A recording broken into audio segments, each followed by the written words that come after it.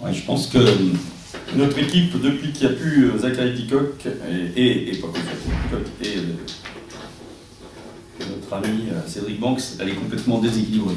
On n'a plus d'équilibre. On ne joue pas du tout dans nos repères défensifs, on défend plus. C'est pas normal de prendre 84 points dans un match comme ce soir où pratiquement chaque attaque, même à un moment donné, on est à 69-69 je crois, et 71-71, et il y a un temps mort, et là on prend 6-0, on prend un panier de pop et on prend un panier de Greer à 3 points. Voilà, donc on ne défend pas, et pour commencer à gagner des matchs, il faut d'abord commencer par ça. Ensuite, il faut respecter tous les joueurs d'une équipe, c'est pas que Greer ou Cox qu'il faut respecter, c'est Yeget, hein, c'est Pop, c'est Inervisi, c'est tous ces joueurs-là qu'il faut respecter, parce qu'eux ils amènent des points. Puis même si on est à 53% au tir, ce qui est bien, on ne marque pas cette panier à 3 points. Voilà. Donc après on n'a plus d'espace pour notre jeu intérieur. Il faut absolument qu'on ait du danger, vraiment du danger, mais extérieur, soit par du drive, mais soit surtout par du tir à 3 points. Et on a besoin de ça. Que ce soit encore... Mais comment faire? On shoot à 31%, et de l'autre côté, à 3 points, ils sont à 56%. Donc, voilà, la différence, elle est à ce niveau-là, c'est tout. Quand on prend 10 paniers à 3 points dans un match de basket, c'est très compliqué de le gagner, sauf si on fait pareil. Et comme c'est pas le cas, d'abord, il faut durcir notre jeu. Il faut que tout le monde prenne conscience que ça commence par là. Et on est capable de le faire sur des séquences, on le fait très bien, mais on n'est jamais constant. Deuxième chose, là, il y a une absence de leader, mais c'est flagrant. Personne qui, comme Greer joue dans le match à un moment donné, qui engueule ses coéquipiers, qui les motive, qui les... Voilà, nous, on n'a personne qui fait ça. Et 3, c'est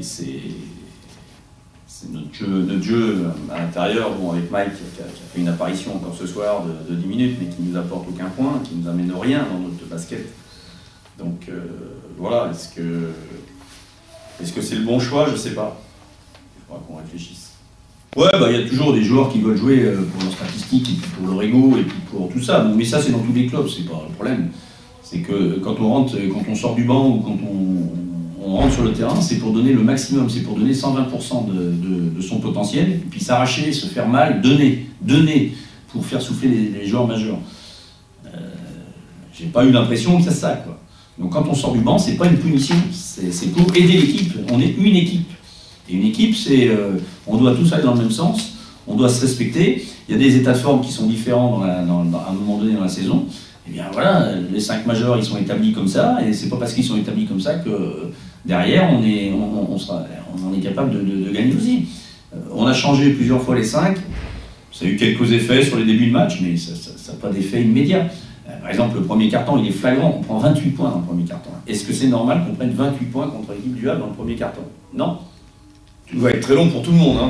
Ça c'est évident, parce que bon, si on ne peut pas décrocher les playoffs et qu'on joue dans le ventre mou un peu de la saison, bon, évidemment, c'est compliqué de trouver une motivation.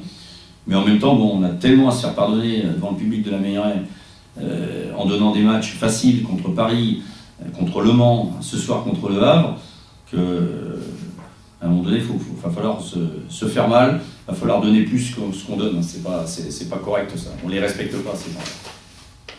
Moi, je veux qu'on respecte le public choletais, je veux qu'on respecte le club, l'histoire du club, voilà, que ce soit avec moi ou quelqu'un d'autre, mais il faut que ça soit, voilà, on respecte ça. Aujourd'hui, il y a une histoire ici, dans ce club. Il y a une histoire qui va être fêtée bientôt, puisqu'il y a 40 ans du club. Et on n'a pas le droit de décevoir comme on déçoit aujourd'hui notre public, nos partenaires. Voilà. Et s'il y a des joueurs qui ne sont pas investis ou qui ne veulent pas s'investir dans le club, ce n'est pas un problème.